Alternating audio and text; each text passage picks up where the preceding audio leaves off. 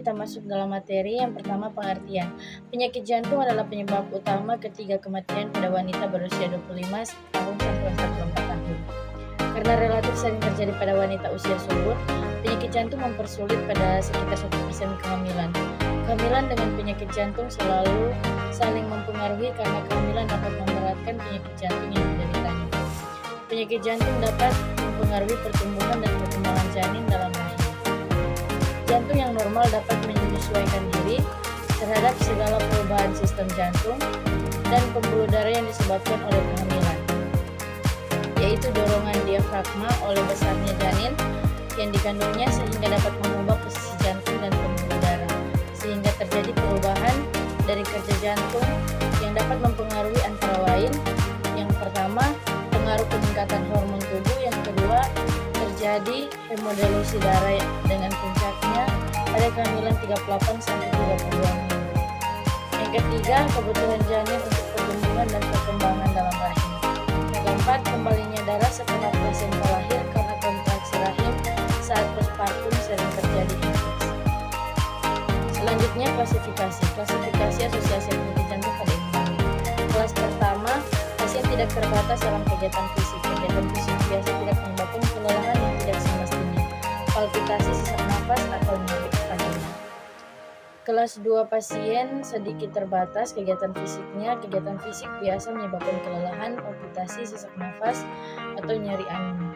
Kelas 3, pasien jelas terbatas dalam kegiatan fisiknya. Kegiatan fisik yang kurang dari biasa menyebabkan kelelahan, palpitasi, sesak nafas, atau nyeri angin. Kelas 4, pasien tidak mampu melakukan sembarangan kegiatan fisik tanpa merasa tidak enak. Gejala-gejala insufisensi jantung atau sindrom angina bisa ada sekalipun dalam keadaan istirahat. Bila melakukan kegiatan fisik, rasa tidak enak bertambah. Selanjutnya, patofisiologi. Pada saat kehamilan, curah jantung meningkat hingga 30-50%. Hampir separuh dari peningkatan total tersebut terjadi pada 8 minggu dan maksimal pada pertengahan kehamilan. Peningkatan dini curah jantung terjadi akibat meningkatnya isi sekuncup disertai berkurangnya resistensi vaskular dan penurunan tekanan darah. Pada tahap kehamilan selanjutnya juga terjadi peningkatan denyut nadi, istirahat, dan isi sekuncup semakin meningkat. Mungkin berkaitan dengan meningkatnya pengisian diastolik akibat meningkatnya volume darah karena pada awal kehamilan terjadi perubahan hemodinamik yang signifikan. Wanita dengan disfungsi jantung yang berat dapat mengalami perburukan gagal jantung sebelum pertengahan kehamilan. Pada wanita yang lain, gagal jantung terjadi pada trimester ketiga saat hipervolemia normal pada kehamilan mencapai puncaknya. Akan tetapi pada sebagian besar kasus gagal jantung terjadi peripartum saat timbul tambahan beban hemodinamik. Kondisi ini merupakan saat kemampuan fisiologis jantung mengubah curah jantung secara cepat, sering kesulitan menghadapi penyakit jantung struktural. Selanjutnya, manifestasi klinik.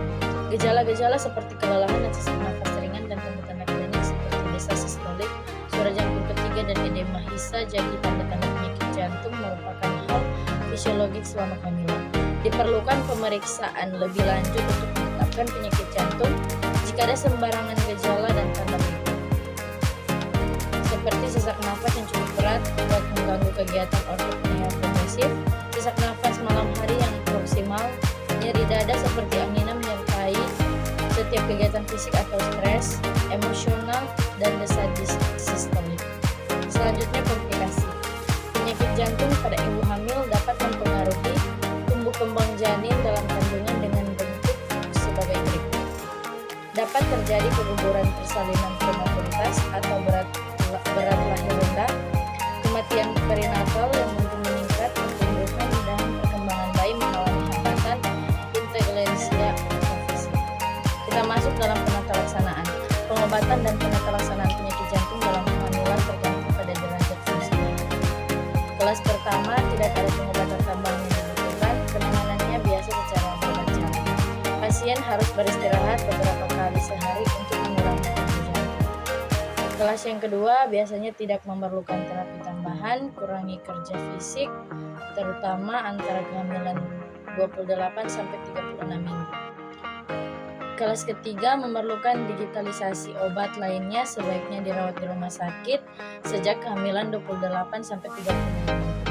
Kelas keempat atau yang terakhir harus dirawat di rumah sakit dan diberikan pengobatan bekerja sama dengan kardiologi. Penata laksanaan harus melibatkan ahli kandungan, ahli jantung, ahli anestesi, dan ahli bedah jantung. Hipertensi pulmonal dan sindrom Marfan merupakan kontraindikasi untuk hamil. Sebagian besar otot-otot kardiovaskular dapat digunakan dalam kehamilan dengan mempertimbangkan potensi risiko terhadap ibu dan bayi.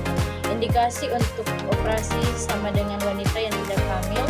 Jika ada indikasi untuk operasi kardiopulmonari bypass, support harus dengan aturan. Universitas Pembangunan Indonesia Manado. Di Universitas Pembangunan Indonesia Manado terdiri atas 6 fakultas dan 8 program studi. Di antaranya Fakultas Teknik, Fakultas Hukum, Fakultas Fisik, Fakultas Sastra, Fakultas Pertanian, dan yang paling utama dan yang paling favorit di Universitas Pembangunan Indonesia Manado adalah Fakultas Keperawatan. Bagi teman-teman, bagi kakak-kakak, bagi adik-adik yang masih bingung mau masuk universitas mana dan masih ragu-ragu untuk pilih universitas mana, marilah bergabung bersama kami di keluarga besar Universitas Pembangunan Indonesia Manado. Jangan takut, jangan ragu, karena Universitas Pembangunan Indonesia Manado sudah terakreditasi B. Mari coba bergabung dengan Torang, apalagi yang teman-teman semua yang ingin menjadi perawat. Bergabung bersama kami di keluarga besar FAKEP Universitas Pembangunan Indonesia Manado. Jangan lupa join ya guys.